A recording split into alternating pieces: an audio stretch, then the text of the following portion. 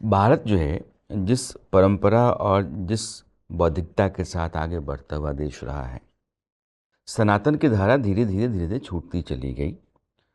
लेकिन हम मानते हैं कि शक्ति जो है वो पुंज है। तो विद्या की देवी शक्ति, धन की देवी शक्ति, सामर्थ्य की देवी शक्ति, शक्ति का उपासक हम हैं। और देवी रूप की हम पूजा करते हैं, नवरात्रि देवी रूप की पूजा करते हैं। सनातन में देवी का अर्थ क्या और उसका महात्म्य क्या है? बहुत सुंदर प्रश्न है आपका। और आप मुझे अगर 4 घंटे दें तो मैं इस विषय पर मैं नहीं, आप बोलना जितना शुरू लंबा करता बोल हूँ, सकते हैं बिल्कुल ऐसा बोलिए। होता है कि हृदय खुल जाए। हम ऋषिकेश में थे, 2021 की बात है, कोविड के समय ही। तो महीने भर तक नवदुर्गा से शुरू होकर के दशहरे दिवाली तक मैंने लगातार दुर्गा सप्तशती पर ही बात करी थी, एक एक श्लोक लिया था। अच्छा। उसके बाद से भी हर बार नवदुर्गा पर थोड़ी बहुत चर्चा हो सकती है, हो ही जाती है। और इस बार आपके साथ शुरुआत हो रही है। इस बार का ये पहला प्रश्न है जो आपने किया है। तो कौन है देवी? ये जो सब कुछ है देवी, ये देवी है। जो कुछ भी मन के दायरे में आ सकता है, देवी उसका प्रतीक है। समस्त प्रकृति, और प्रकृति माने वही नहीं जो बाहर है, ये शरीर, मन, अहंकार, चित्त, स्मृतियां, देवी सब कुछ है। जो कुछ भी सगुण है, देवी सब है। देवी सबका प्रतीक है। अब देवी हमसे दो तरीके से संबंधित है। हमसे माने जो हम अपने आप को मैं बोलते हैं, जो मैं हूं, मैं हूं, मैं मेरा देवी से दो तरह का संबंध हो सकता है। मैं देवी को समझूं नहीं, उनके शोषण में, उनके भोग में लग जाऊं, जैसे मनुष्य प्रकृति के भोग में लग जाता है, तो फिर देवी मेरे लिए कहलाती हैं माया। और वो छोटी मोटी माया नहीं है। एक माया तो ये है कि कुछ हो रहा था, मुझे समझ में नहीं आया, तो मुझे भ्रम हो गया, उस भ्रम को माया बोल देते हैं। देवी को बोलते हैं महामाया, महामाया। पर उन्हें महामाया अगर बनाया किसी ने, तो किसने बनाया? मेरी नासमझी ने। अगर मैं कामना की दृष्टि से इस जगत को देखता हूं कि मैं कौन हूं, मैं जानता नहीं, तो मुझे लगता है ये जगत बस मेरी कामना पूरी करने के लिए है, तो ये जो जगत है ये मेरे लिए माया बन जाएगा। तो देवी को ही महामाया बोला गया है। लेकिन अगर मैं बोध की दृष्टि से जगत को देखता हूं, मैं कहता हूं कि अगर मैं बंधन में हूं इस जगत में, तो मुक्ति भी मुझे यहां ही कुछ करके मिलेगी, इसी जगत के माध्यम से मिलेगी। तो फिर देवी हो जाती हैं मुक्तिदायिनी, महामां। तो मृत्युदायिनी भी होती हैं और मुक्तिदायिनी भी होती हैं, महामाया भी होती हैं और महामां भी होती हैं। साल भर तो हम प्रकृति के, जगत के साथ खिलवाड़ करने में ही लगे रहते हैं। तो ये जो समय आता है, ये इसलिए आता है कि हम ध्यान से स्वयं को देख पाएं, जीवन को देख पाएं, जगत को देख पाएं। और ये जो ध्यान है, यही वास्तव में देवी की उपासना है। देवी की उपासना जगत को जानना, देवी की उपासना जगत को जानना, ये दोनों एक बात है। और जो इस तरह से देवी की उपासना कर ले जाता है, देवी उसे मुक्ति का वरदान दे देती हैं। मैं इसको बार बार उद्धृत करता हूं। दुर्गा सप्तशती में दो सज्जनों की व्यथा से कथा शुरू होती है। एक है वैश्य और एक है राजा। वैश्य है, एक राजा है, व्यापारी कह दीजिए, एक व्यापारी है और एक राजा है। और दोनों लगभग एक सी परिस्थितियों में जंगल में आ गए हैं और प्राण ही अपने दे देना चाहते हैं। वैश्य ने जिन पर भरोसा करा था, सब उसके बेटे, संबंधी, पत्नी और ये लोग, इन लोगों ने उसको धोखा दे दिया, उसको उसके ही व्यापार से निकाल दिया। वो जंगल में आ गए, लेकिन वैश्य कह रहे हैं मैं जंगल में आ गया हूँ, मेरी समस्या ये नहीं है कि मेरे रुपया पैसा चला गया, मेरी समस्या ये है कि जिन्होंने मुझे धोखा दिया है, मैं जंगल में भी आकर के यही सोच रहा हूँ कि वो ठीक तो होंगे ना, मैं ऐसे बंधन में फंसा हुआ हूँ। और राजा को, राजा का बड़ा क्षेत्र था, लेकिन राजा को राजा के ही कुछ लोगों ने विरोधियों के साथ मिलकर के युद्ध में परास्त कर दिया। अब राजा जंगल में भटक रहे हैं और राजा कह रहे हैं जंगल इसलिए आया हूँ, भीतर बड़ी ग्लानि उठी है, जंगल आया हूँ कि यहाँ कोई जानवर मुझे मार के खा ही जाए, क्योंकि भीतर वालों ने धोखा दिया। ये कैसे हो गया? तो फिर ये दोनों जाते हैं वहाँ पे, मुनि का आश्रम है, मेधा मुनि का आश्रम है। और वहाँ पर वो पाते हैं कि जानवर भी बैठ करके सुन रहे हैं मुनि को, जानवरों को भी बात समझ में आ रही है। प्रतीक देखिए कितना कितना ऊंचा प्रतीक है कि मुनि का काम है जानवर में भी बोध का संचार कर देना।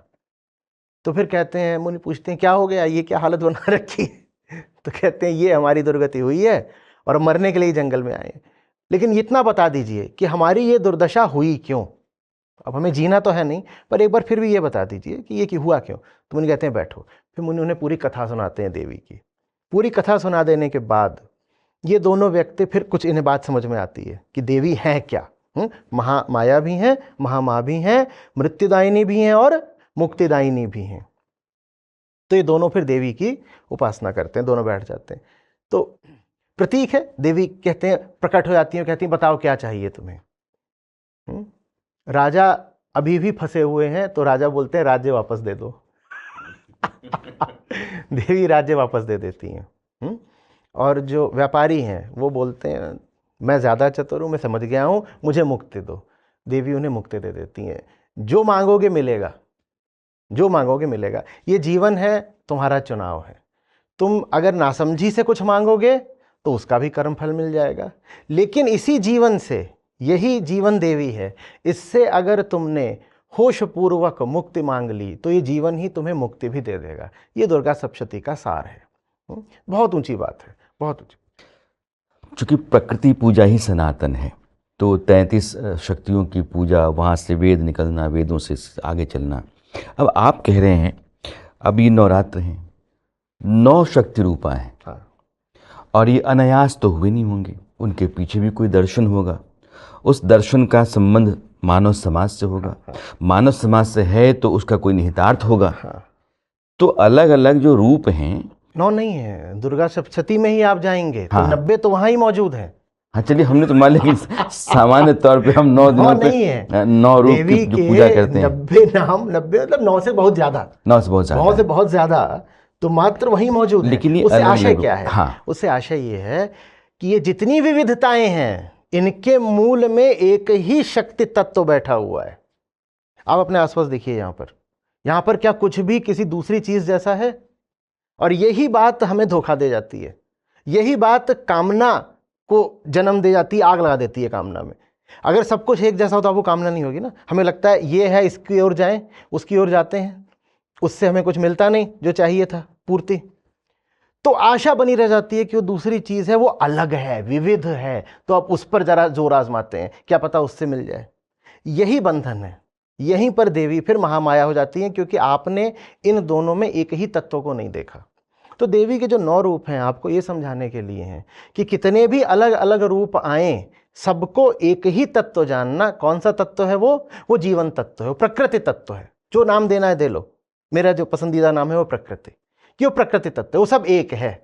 जिसने इस अनेकता में, विविधता में एकता देख ली वो मुक्त हो जाएगा, और जिसने नहीं देखी उसको यही लगता रहेगा कि 1 2 3 4 5 6 7 8, अभी 3 मिल गया, 5 बाकी हैं। वो 5 पे आजमाएगा, जब तक 8 पे पहुंचेगा कहेगा अभी 10 और खुल के सामने आ गए। ब्रह्मांड में तो अनंत विविधता है ना, आपका जीवन छोटा है भोगने के लिए, और इतनी सारी अलग अलग चीजें, इतनी किताबें रखी, कोई भी 2 किताब एक जैसी नहीं है। कोई भी 2 वस्तुएं ब्रह्मांड में बिल्कुल एक जैसी नहीं मिल सकती। इसका गहरा संबंध कामना से है। कोई 2 चीजें बिल्कुल एक हों तो आप फंसेंगे नहीं। उदाहरण के लिए, कोई आपके जीवन में नया व्यक्ति आया, आपको उससे बड़ा आकर्षण हो रहा है। आकर्षण हो इसीलिए रहा है क्योंकि वो व्यक्ति नया लगता है। नया माने अलग, पिछली बार से अलग। मुक्ति क्या है? ये जानने में कि जो आपका पिछला प्रसंग था संबंध का, प्रेम का, जो भी, और ये जो आप नया प्रसंग ला रहे हो, ये बिल्कुल एक सा है, एक है। तो अगर पिछले वाले में चोट पड़ी थी तो चोट को दोहराओगे नहीं ना। अब जैसे ही जान गए कि जो पिछला मामला था वही अगला मामला भी है, आदमी मुक्त हो जाता है। हम देख नहीं पाते हैं, तो इसलिए उपनिषद हमें बार बार बोलते हैं, बड़ा ऊंचा उनका श्लोक है, वो कहते हैं याद करो, याद करो, याद करो। एक विडंबना है हमारे समाज में, हम शक्ति पूजा के उपासक हैं। वो नवरात्रि आ ही जाएंगे, सरस्वती पूजा आ ही जाएगी, लक्ष्मी पूजा आ ही जाएगी, वो 12 महीनों में आप देखेंगे शक्ति पूजा के। लेकिन महिलाओं को लेकर के अपराध, उनके ऊपर नियंत्रण। दुनिया के जितने भी देश हैं, निचले पायदान पे जो देश होते हैं उसमें हिंदुस्तान है। ये बड़ा अंतर है कि हम जिसके बड़े उपासक हैं, मनु का विरोध हम कर सकते हैं बहुत आधार पर, लेकिन यत्र नार्यस्तु पूज्यन्ते रमन्ते तत्र देवता लिखते हैं, और वो बार बार हिंदुस्तान रटता है, सुनाता है, व्यवहार में नहीं। यह जो विभेद है इसका कारण, देखिए, बहुत सारे कारण होते नहीं।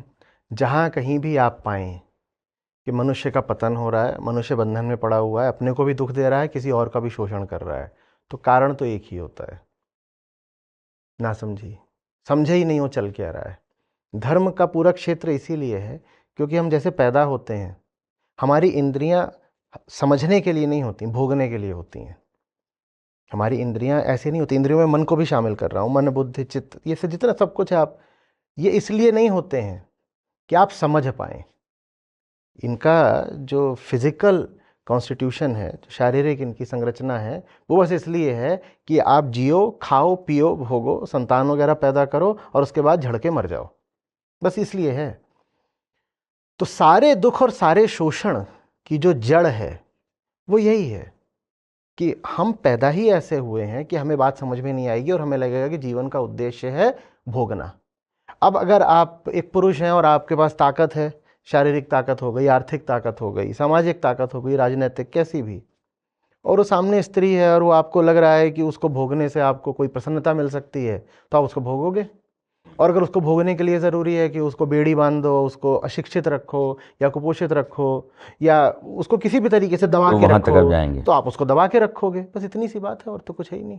जिससे आपका भोग का रिश्ता हो गया, एकदम दो सूत्रों में बोल रहा हूँ, जिससे आपका भोग का रिश्ता हो गया, आप उसका शोषण करोगे ही करोगे, आप उसे मुक्त तो नहीं छोड़ सकते ना।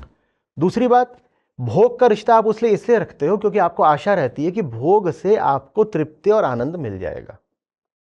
मैं क्यों किसी पदार्थ के विषय के पीछे भागूंगा अगर सबसे पहले मैंने ये आशा ना पकड़ रखी हो कि उस पदार्थ से मुझे कुछ मिल सकता है। ये जो झूठी आशा है ना, यही हमें जन्म से मिलती है, इसी को हटाने का नाम धर्म है। श्री कृष्ण कहते हैं निराशी निर्ममो भव, निराश होना बहुत जरूरी है। अर्जुन को बोलते हैं जब तक तुम झूठी आशा नहीं छोड़ोगे तब तक इस जगत के बंधन से नहीं छूटोगे। हमें ये झूठी आशा रहती है, इस चीज से कुछ मिलेगा, उससे कुछ मिलेगा, और जो भीतर तकलीफ है वो दूर किस चीज से होनी है सचमुच, ये जानने का नाम धर्म है। कामना इसमें है कि बाहर को भागो, धर्म इसमें है कि देखो भीतर कि तकलीफ की प्रकृति क्या है। तकलीफ को समझे बिना बाहर को भागो, ये आपका बायोलॉजिकल इंस्टिंक्ट होता है। समझा कुछ नहीं है, भाग रहे हैं इधर उधर, ये कर लेंगे तो आनंद मिल जाएगा, वो कर लेंगे तो पूर्ति हो जाएगी, ये बायोलॉजिकल है, ये पाशविक है। धर्म इसमें है बाहर बाद में भाग लूंगा, पहले देख तो लूं कि तकलीफ है क्या। अब हमें पता तो है नहीं तकलीफ क्या है, पर हम उसमें तरह तरह की दवाएं लगा रहे हैं, तो फिर क्या होगा, तकलीफ और बढ़ेगी। तो धर्म के क्षेत्र में ये होता रहा है। इसीलिए एक बड़ा रोचक, यद्यपि दुखद हमको देखने को मिलती है चीज कि कई बार जो लोग धार्मिक नहीं होते उनकी हालत उन लोगों से बेहतर होती है जो बहुत धार्मिक होते हैं। क्योंकि जो बहुत धार्मिक हो गया है ना, उसने नकली दवा पकड़ ली है, बिना अपने मर्ज को जाने उसने एक नकली दवा पकड़ ली। इसी नकली दवा को मैं लोक धर्म बोलता हूं। मर्ज को सचमुच जानने को वास्तविक धर्म कहा जाता है। भारत ने मर्ज को जानने की जगह एक बहुत यूं ही जो परंपरागत सस्ती दवा है लोक धर्म जैसी, उसको पकड़ लिया है, और इसलिए जो मर्ज है वो बढ़ता ही जा रहा है। भारत का उपचार इसमें नहीं है कि वो धर्म को त्याग दे, ऐसा तो नहीं लग रहा ना आपको। भारत का उपचार इसमें है कि वास्तविक धर्म की ओर बढ़े, धर्म को जान, वास्तविक धर्म की ओर बढ़े। बहुत ययाति ने अपने बेटे की पूरी जवानी भोग ली, उसके बाद भोग क्यों ली? क्योंकि भोग की जो भूख थी, जो आचार्य जी कह रहे हैं, उनमें विशाल थी। उनको लगता है भोगने से ही जो है वो सुख मिलता है। बेटे की जवानी भोग लेने के बाद कहते हैं न शम्यन्ते भोगे न भोगा, भोगों से भोग की तृप्ति नहीं होती है, मुझे मालूम हो गया। और यह जो बोध है, आप यही कह रहे हैं कि जब आप ऋषि भरतरी इससे और आगे बढ़े थे। उन्होंने कहा था कि ये तो छोड़ दो कि भोग से भोग की तृप्ति होती है, उन्होंने कहा था हम भोग को नहीं भोगते, भोग हमें भोगता है। और आगे बढ़े, बोले तो ये बहुत अच्छा है कि आप धर्म का जो हमारा एक व्यवस्था चलती है जिसका हिस्सा हम होते चले जाते हैं, आप कह रहे हैं कि लोक धर्म है, इधर गए, इधर पूजा किए, उधर पूजा किए, इधर तिलक लगाए, उधर तिलक लगाए, इधर मत्था टेके, उधर मत्था रखे। धर्म का जो मूल तत्व है उसका बोध हम नहीं कर पाते हैं, इसीलिए हम एक भ्रम में फंसे रहते हैं कि हम धार्मिक हैं। जितनी आप कह रहे हैं कि बहुत धार्मिक से अधार्मिक आदमी ज़्यादा सुखी होता है। बहुत बार ऐसा देखने को मिलता है। और एक बात और, जो वास्तविक धर्म है वो ये आपसे नहीं बोलेगा कि मंदिर मत जाओ, वो आपके मंदिर जाने में प्राणों का संचार कर देगा। मैंने कहा आत्मज्ञान धर्म की सब विधियों को जीवंत बना देता है, अनुप्राणित करता है उनको। अगर वो नहीं है तो धर्म की पूरी काया रह जाएगी, पूरा शरीर रह जाएगा, उसमें प्राण नहीं रहेंगे। धर्म के जो पूरे शरीर में प्राण आते हैं ना, वो तो स्वयं को देखने से ही आते हैं। मैं क्या हूं, अब मैं डॉक्टर के पास जाऊं और मुझे यही ना पता हो कि मुझे दर्द कहाँ हो रहा है, तो मैं जाऊंगा ही क्यों? मैं किसी गलत जगह इधर उधर चला जाऊंगा और कहूँगा मैं डॉक्टर के पास आ रहा हूं। तो जब मैं अपनी ज़िंदगी को लगातार देख रहा होता हूँ, मुझ में इतनी ईमानदारी और साहस होता है कि मैं अपनी सच्चाई को स्वीकार करूं थोड़ा, उसके बाद आप अगर तीर्थ करते हैं तो वास्तविक तीर्थ होता है, आप मंदिर जाते हैं तो वास्तविक मंदिर होता है, आप पाठ करते हैं तो उसका असली अर्थ ग्रहण कर पाएंगे।